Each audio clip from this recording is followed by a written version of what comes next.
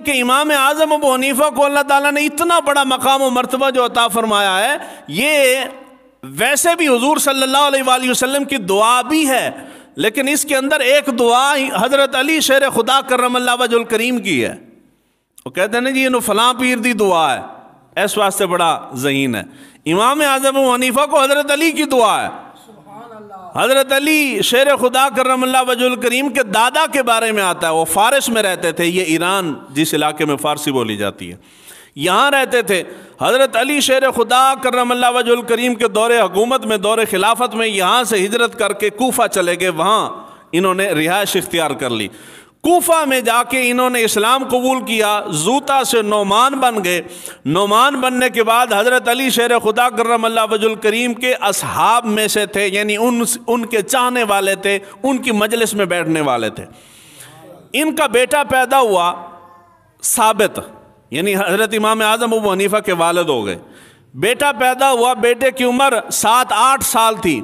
ایک دن یہ فارس کا جو علاقہ ہے اس کے اندر نوروز عید تہوار منایا جاتا ہے، شاید آپ نے سنا ہوگا، نوروز کا دن ہے جی، نوروز کا تہوار ہے، اہل فارس مناتے ہیں، اجمی لوگ۔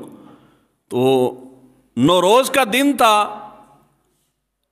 آپ کے دادا نے یعنی نعمان نے، انہوں نے فلودہ تیار کروایا۔ تیار کرتے ہوں گے جس طرح ہماری مختلف تہواروں پہ ہے کہ جی فلاں تہوار پہ فلاں شے بنانی ہے، وہ فلودہ بنا کے حضرت علی شیر خدا کرم اللہ وجہ الکریم کی بارگاہ میں لے گئے تحفے کے طور پہ۔ انہوں نے پسند فرمایا، فلودہ کھایا۔ فلودہ کھانے کے بعد دعا کے لیے جب خوش ہوئے تو دعا کے لیے اپنے بیٹے کو بھی لے گئے کہ اس کے اوپر ہاتھ بھی پھیریں اور اس کے حق میں دعا بھی فرما دیں۔ اب خود سوچیں کہ جو بندہ یہ دعا دے رہا ہے اس کی نظر کہاں تک ہوگی۔ میرے پاس اگر بچہ آتا ہے تو میں کیا دعا دوں گا؟ بچے کو دعا دوں گا۔ آپ کا پوتا ہے، چھوٹا ہے، آپ اس کو دعا دیں گے۔